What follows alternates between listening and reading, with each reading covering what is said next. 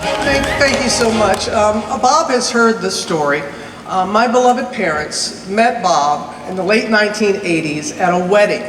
He was then a top executive at ABC, and my mother's, his then assistant was marrying a young man whose mother and my mother had been childhood friends.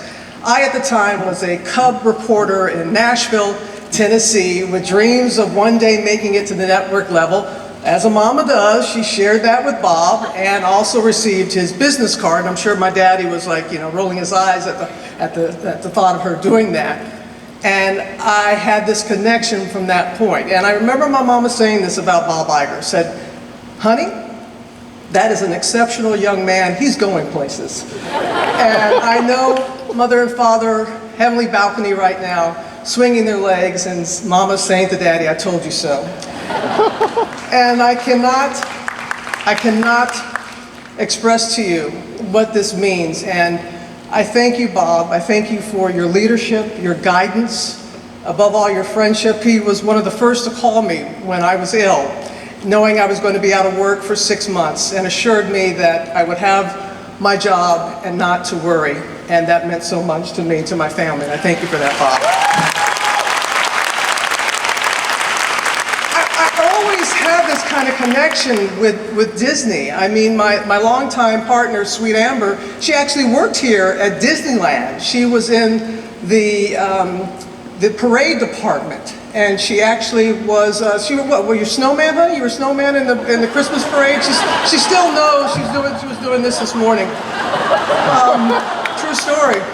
And then, it's really hard to talk about your first Disney experience after what Robert said. It's really difficult to do that, but I was a pigtail little girl coming from Mississippi. I was in the car with mom and dad. We were driving to Orlando to see my sister Dorothy, because she was an all-American singer for Disney in 1976. It was the bicentennial, and it was part of the celebration. And I remember we stayed at the Contemporary with the monorail, and all I remember is going, "Golly, Mama, what's that?" And the fireworks that night, and fireworks the next night, and I realized that every night was a reason for celebration. And I celebrate with my sister Dorothy, who is here, my sister Sally Ann, who saved my life, by the way, who is here as my bone marrow donor. My beloved big brother Butch, their spouses are here, some of their children are here, some of their grandchildren are here, and in the case of my brother, his great-grandchildren. I know, right? I know. Black don't crack.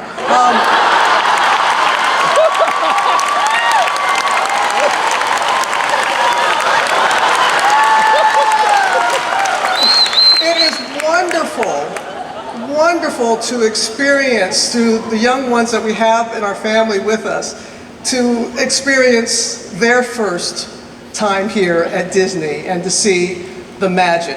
And lastly, I just want to say, it is truly a privilege, it is truly a blessing to be a part of a company. All we want to do is touch people's hearts. That's it. That's all we want to do.